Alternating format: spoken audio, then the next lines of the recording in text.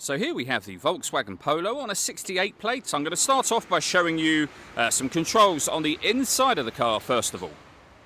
Okay, now that we're inside the car, we're going to start with the dials. On the left-hand side, we have the rev counter and coolant temperature gauge, and on the right-hand side, the speedometer and fuel gauge. In the centre, you can see the total miles for the car, 14,788. The information displayed above that can be changed using buttons on the steering wheel. We're on the driving data menu at the moment. So, for example, you can have a digital readout for the speedometer, as you can see. But there are other menus available to you as well, and you can cycle through all of those using the buttons on the right-hand side of the steering wheel here. We have stereo controls over on that left-hand side, and then the main stereo itself over in the centre. We're on the radio menu at the moment, where you can see we have DAB, FM, and AM radio available. If you hit the media button, you'll be able to listen to your own music, and there's plenty of ways in which you can do that, as you can see, and they include Bluetooth audio. So not only can you make and receive phone calls, you'll also be able to stream your music wirelessly as well.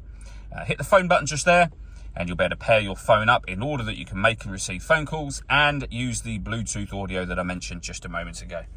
Working our way down, we have the dual zone climate control. So you can adjust firstly the fan speed, which will turn the system on and off as well. You can determine what direction you'd like the air to be distributed in. From up here, you can adjust the passenger and driver temperature.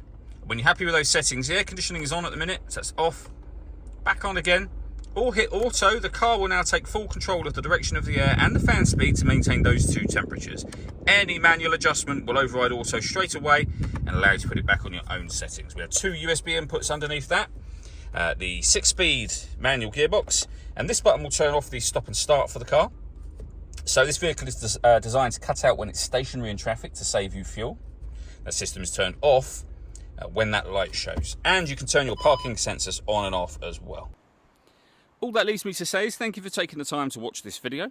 If you'd like to come and see the car in person and have a test drive, please feel free to call either of our MJA sites. We'd love to hear from you soon.